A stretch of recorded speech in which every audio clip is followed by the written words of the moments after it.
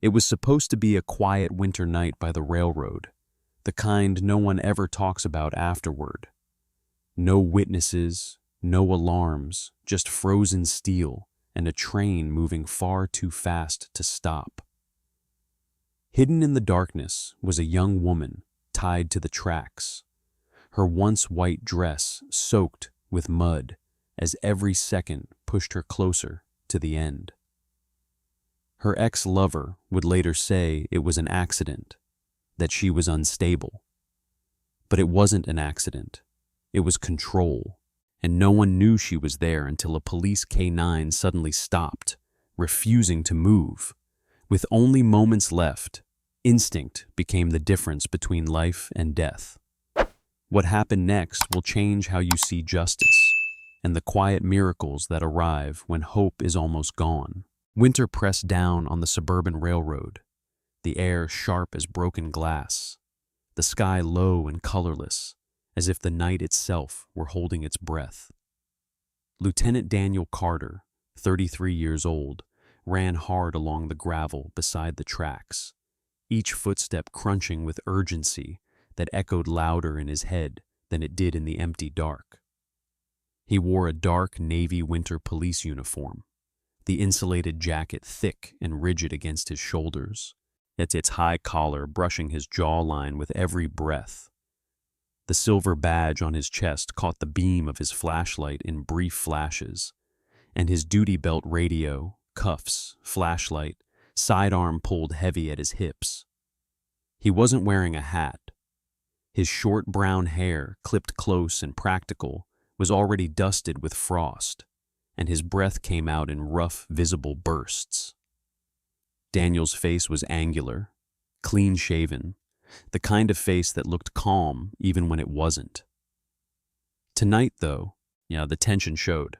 His jaw stayed locked, teeth clenched against the cold and against the familiar pressure in his chest. The kind that came whenever the call involved a missing person and a clock he couldn't see but could feel ticking. Years earlier, a delayed response on a winter highway had cost a teenager her life. Daniel had carried that weight ever since, and it had sharpened him, made him faster, quieter, less willing to trust coincidence. Running at his side was K9 Shadow, as a 4-year-old German shepherd with a powerful black and tan coat and intelligent amber eyes that missed nothing. Shadow moved low and fluid, muscles rolling beneath his fur, paws barely slipping even on the loose gravel. He was lean, disciplined, all angles and intent, trained to work through chaos without hesitation. To Daniel, Shadow wasn't just a partner, he was a conscience that never slept, a presence that reacted before doubt had time to form. They had been following a fragmented report, a disturbance near the tracks, a scream no one could confirm. Then silence. No witnesses, no cameras, just winter and empty rails. Shadow stopped, not gradually, not uncertainly. 1 second he was running, the next he was rigid, ears pricked forward, nose hovering inches above the ground. Daniel skidded to a halt beside him, heart jumping. He swung his flashlight in a tight arc, scanning the steel rails, the wooden ties, the weeds crusted with ice. That was when he saw it. A white dress, that tangled across the rail like a discarded flag. It had once been bright, maybe even elegant. Now it was smeared with mud, oil, and dark streaks that the light couldn't fully explain. It wasn't torn the way fabric ripped when caught accidentally. It lay there too deliberately, the hem draped over the metal, the bodice folded in on itself, as if someone had placed it down with care. Daniel felt the cold reach deeper, slipping beneath his jacket. "This isn't right," he murmured, more to himself than to Shadow. Shadow let out a low, restrained growl, not aggressive, but alert an animal's recognition of danger that hadn't yet shown its face. Daniel crouched, gloved fingers hovering just above the fabric without touching it. His instincts screamed what his mind hadn't yet caught up to. This wasn't evidence of an accident. It was a marker, a sign meant to be found. Then the sound came again. A train horn, distant but unmistakable, that stretched long and hollow through the night air. The vibration traveled through the rails and up into Daniel's knees, into his spine. He stood abruptly, sweeping the flashlight farther down the tracks, the beam trembling despite his grip. Shadow barked once sharp, urgent, and bolted forward. "Shadow!" Daniel shouted, already chasing him. The dog ran with purpose now, no hesitation, no confusion, pulling ahead toward a bend in the tracks where the darkness seemed thicker, heavier. Daniel's boots slipped on loose stones, pain flaring briefly in his ankle, but he ignored it. The horn sounded again, closer this time, no longer just noise, but warning. Daniel's thoughts raced. Someone had been here. Someone had left that dress behind. Someone was out of time. As he ran, a single, terrible certainty settled in his chest. Whatever Shadow had found, it wasn't meant to be seen in time, and the only reason it might be was because Shadow had refused to pass it by. The night did not answer his questions. It only gave him the sound of steel on steel drawing nearer. And somewhere ahead, something or someone was waiting. Shadow led Daniel off the main line and into a shallow dip where the rails curved toward a stand of bare trees, the wind funneling cold through the corridor like a blade. The flashlight beam snapped forward and settled on a body laid where the ties met the steel. Emily Walker, 26, lay bound on her side, wrists cinched tight with nylon cord that had bitten into pale skin. Her long hair, a chestnut brown gone wild with dirt and frost, veiled half her face. Well, what Daniel could see of it was bloodless and taut, lips tinged blue by the cold. The white dress clung to her frame in stiff, filthy folds, once light and flowing, now smeared with oil and gravel dust. She was slim, almost fragile-looking, but the shallow rise of her chest told him she was still fighting. Daniel dropped to one knee and checked her pulse, fingers careful, voice low and steady. "Emily, I'm here. You're not alone." His tone carried this practiced calm he used with victims, the one that hid how fast his thoughts were racing. He felt the cord at her wrists tightened in layers, deliberate. Whoever had done this knew knots, knew time, knew fear. Emily's eyes fluttered, unfocused at first, then fixed on him with a raw, lucid terror that cut through the night. Shadow didn't hover at her face. Instead, he lowered his head and fixed on Emily's left wrist, nostrils flaring. He sniffed once, twice, then held still, our tail rigid. Daniel followed the dog's attention and saw it. A faint smudge beneath dried mud, ink barely there. He brushed the grit away with his thumb, slow and precise, until 3 uneven letters emerged, scrawled as if written under duress RCM. Emily's breath hitched. She turned her head a fraction, enough to see his eyes. If I don't make it," she whispered, each word tearing free of her throat. "He won't be able to deny it." The sentence wasn't pleading. It was resolved. Daniel felt a chill deeper than the cold. This wasn't panic talking. This was preparation. A train horn cut through the trees again, closer now, its echo pressing against Daniel's ribs. He glanced up the track, gauging distance, then back to Emily. "Stay with me," he said, squeezing her hand just enough for her to feel it. "We're not done yet." He reached for his radio. "Dispatch, this is Carter. I have a female found bound on the tracks, conscious but hypothermic. Yet we need an emergency stop and medical support now." Sarah Morales came back on the line, her voice clipped but steady, the voice of someone who kept order when chaos tried to take it. Sarah was in her early 40s, tall and spare, with black hair cut blunt at the shoulders, and a complexion permanently warmed by late-night fluorescence and too much coffee. Years earlier, she'd lost a brother to a hit-and-run no one ever solved, and it had sharpened her into a dispatcher who listened for what people didn't say. "Copy, Carter," she replied. "Rail control is being notified. EMS en route. Keep her talking."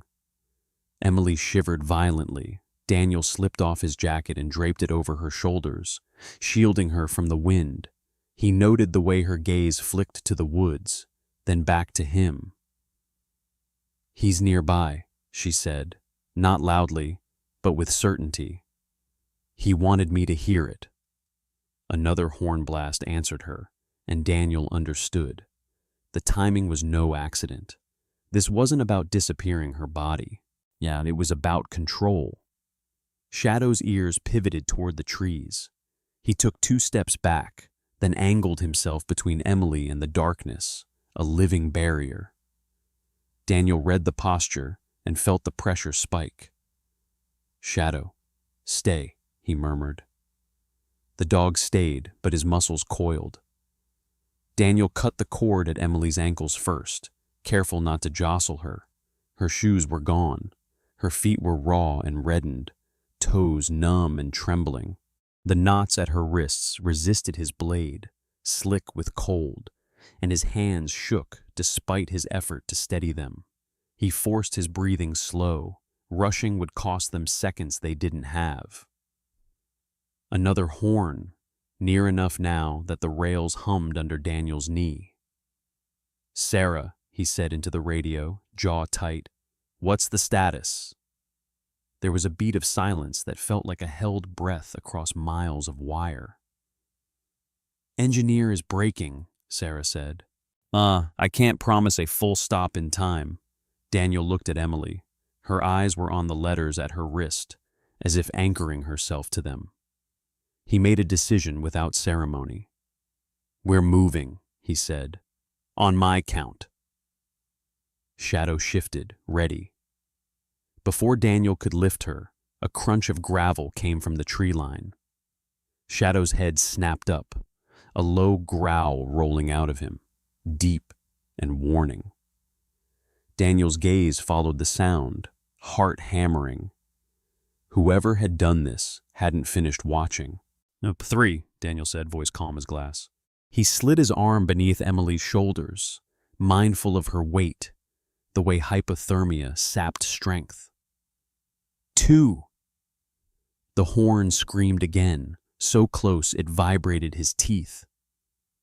1. Shadow barked, sharp, commanding, and lunged toward the sound as Daniel began to lift Emily from the track. The world narrowing to the bite of cold, the weight of a human life, and the knowledge that whatever waited in the trees would not remain hidden for long. Daniel carried Emily off the rails and into the shallow embankment just as the train thundered past, its wind tearing at their clothes and swallowing the night with steel.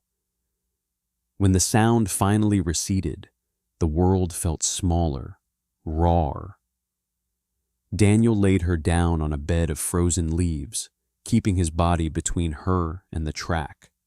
Shadow planted wide at his shoulder, ears pinned toward the trees. Daniel wrapped the jacket tighter around Emily and spoke softly until her shivering eased into a manageable tremor. Only then did he allow his eyes to return to the letters on her wrist. RCM. The mark had weight now. It wasn't a guess. It was a name waiting to be spoken aloud. At the ambulance staging point, farther down the service road, Daniel handed Emily to the medics with instructions clipped and precise. as they worked, and he stepped aside with Shadow and pulled the thin case file from his tablet, breath fogging the screen. Ryan Cole Miller surfaced immediately, as if the system had been waiting for permission to say his name. 31.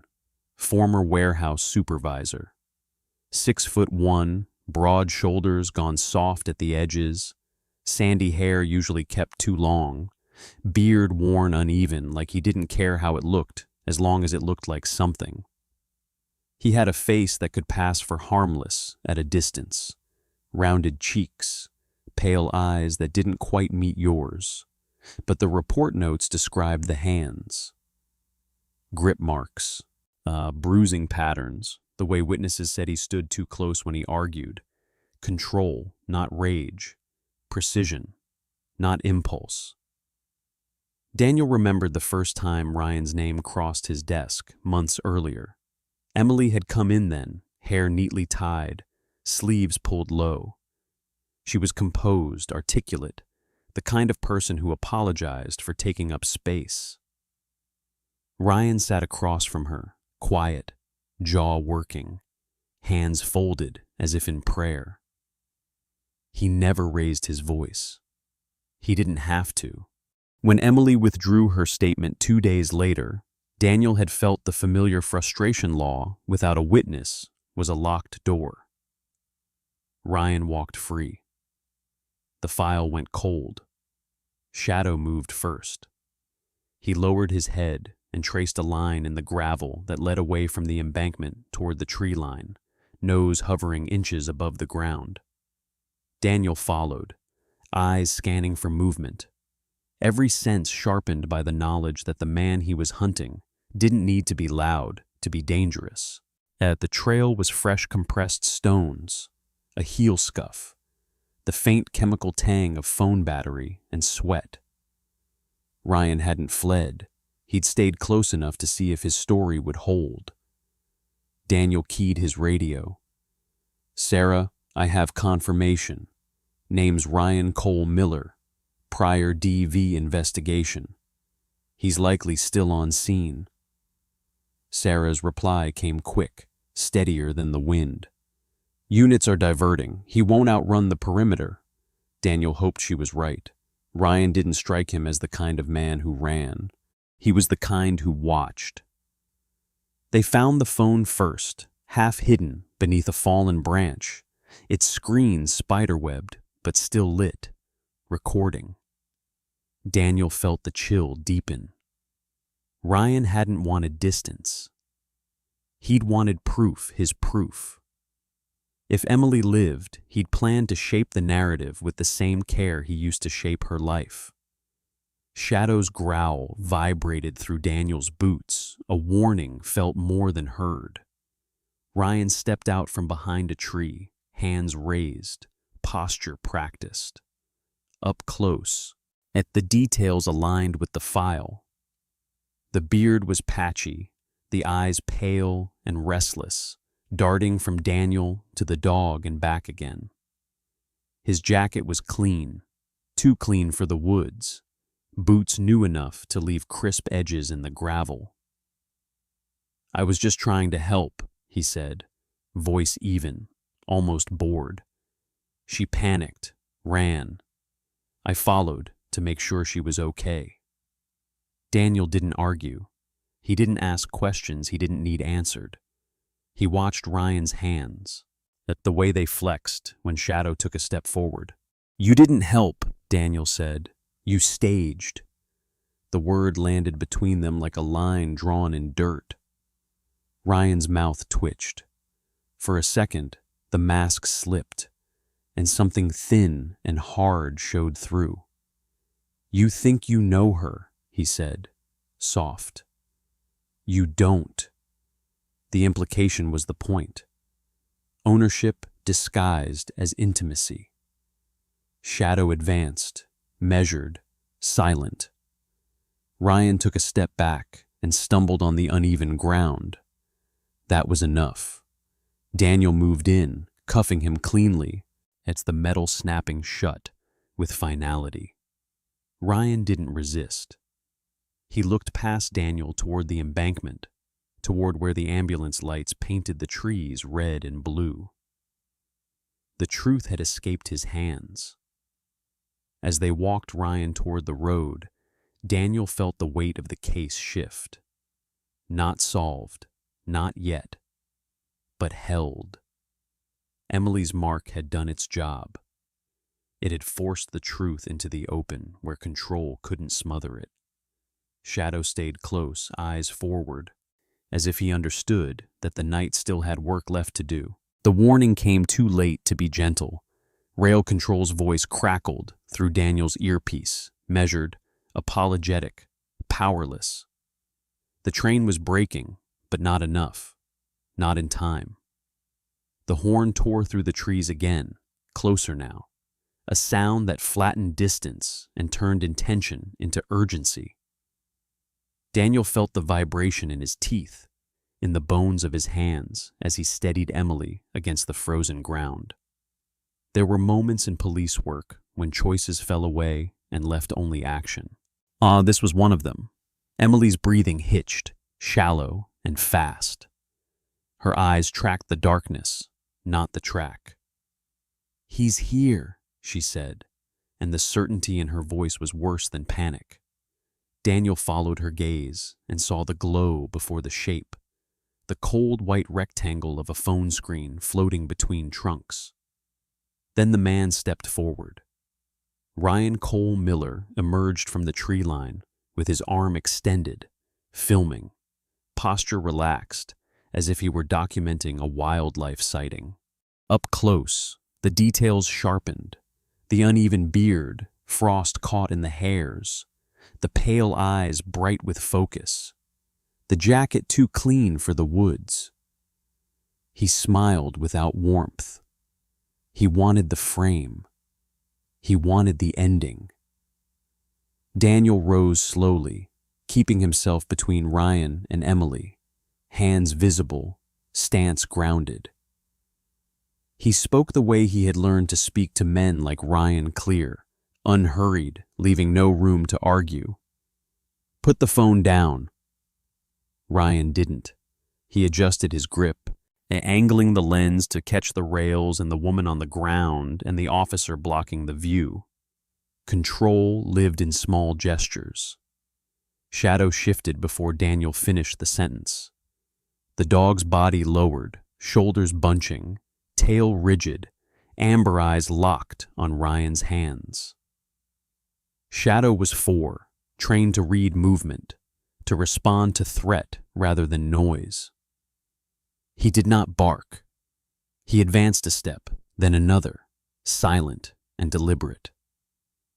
Ryan laughed under his breath. It was a sound Daniel recognized from old interviews, dismissive, performative. The kind of laugh meant to be recorded. The horn screamed again. The rails sang. Ryan took a step back, then another, misjudging the slope. Shadow launched. The impact was clean and decisive, a blur of muscle and momentum that knocked Ryan off balance and sent the phone skittering across the gravel. Ryan hit the ground hard, breath exploding out of him, hands scrabbling. Shadow held him pinned without biting, teeth bared inches from skin, a living warning. Daniel moved in, cuffs ready, but his eyes flicked back to Emily and the track. Time was bleeding out. He pivoted, dropped to one knee, and cut through the remaining cord at Emily's wrists with his multi-tool. The nylon resisted, slick with cold, then gave. Emily cried out once, pain, relief, fear braided together, and Daniel didn't apologize for the roughness as he slid an arm beneath her shoulders and another beneath her knees. She was lighter than he expected. Hypothermia stole weight. It stole strength. He lifted and turned, boots slipping, heart hammering, Shadow still holding Ryan at bay behind him. They cleared the rail with seconds to spare. Daniel stumbled down the embankment and lowered Emily onto the frozen leaves just as the train roared past, a wall of steel and wind that tore at his jacket and flattened the undergrowth. The noise swallowed everything. Emily clutched his sleeve, eyes squeezed shut. Yeah, Daniel hunched over her, shielding her face, feeling the rush of air rip tears from his eyes. It was too close. Close enough that he could smell hot metal, feel the heat brush his cheek. When the sound finally tore away into distance, the night returned in pieces. Sirens, radios, breath. Daniel checked Emily again, steadying his voice. "You're safe," he said, and this time the words held. She nodded, a small, exhausted motion. He wrapped her tighter, rubbing warmth back into her hands, counting breaths until the shaking eased. Behind them, Shadow stood over Ryan, who lay cuffed and silent now. The performance drained from his face. Red and blue lights washed the trees as units arrived, their presence filling the dark with shape and order. Officer Mark Henson approached to take custody mid-30s, broad-backed, a face worn by night shifts, and a calm that came from years of standing in other people's storms. Yet he nodded once at Daniel, then at Shadow, professional respect in the gesture. Ryan was lifted, searched, led away without a word. Emily was loaded into the ambulance, the doors closing softly. Daniel watched until the lights pulled off the road and disappeared. Only then did he crouch and rest his forehead briefly against Shadow's, a private moment of gratitude. The night had demanded everything and left them nothing to take back. The seconds were gone. The consequences remained. Morning did not arrive all at once. It crept in through the hospital windows in pale bands, touching metal rails and white walls with a light that felt earned. Emily Walker lay propped against pillows, an IV taped to her arm, her skin still pale but warming, color returning in cautious stages. Her chestnut hair had been washed and loosely braided by a nurse, the messiness gentled into something human again. She looked smaller here, without the night pressing down on her. But there was steadiness in her eyes now, a quiet, watchful resolve that hadn't been there before. Daniel Carter stood at the foot of the bed in a borrowed sweatshirt, his uniform jacket hanging over a chair. He listened as Dr. Helen Brooks explained the prognosis. Brooks was in her late 50s, compact, silver hair cut short for efficiency, her voice calm and practiced. Years in emergency medicine had taught her not to promise miracles, only trajectories. Hypothermia, bruising, mild nerve compression at the wrists, she said. No internal bleeding. She'll recover. The words landed with the relief of something heavy set down. Outside the room, Assistant District Attorney Michael Reyes waited with a legal pad tucked under his arm. Reyes was early 40s, lean, neatly groomed, the faint lines around his eyes etched by long days in courtrooms where truth had to fight for space.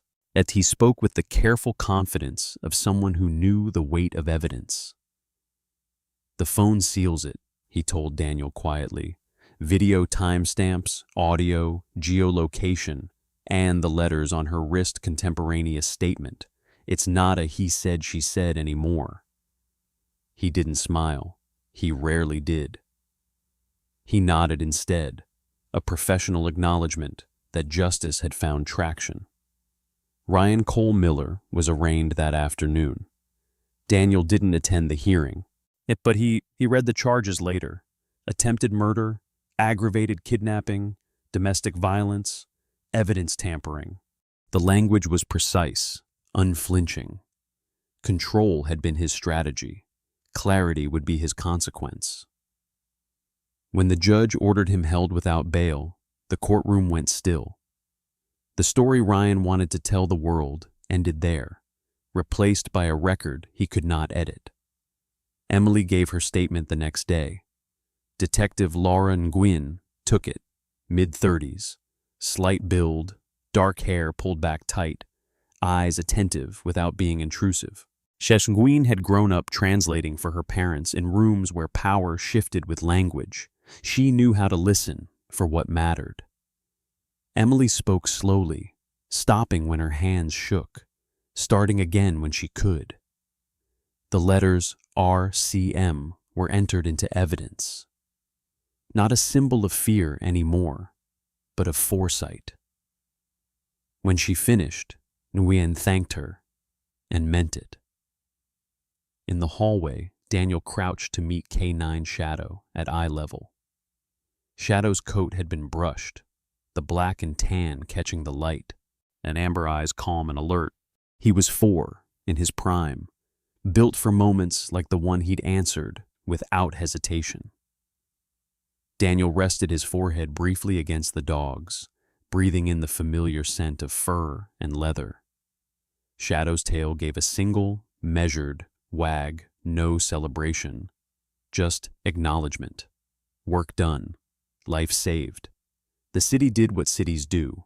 It moved on. Trains ran. Phones rang. But some things changed.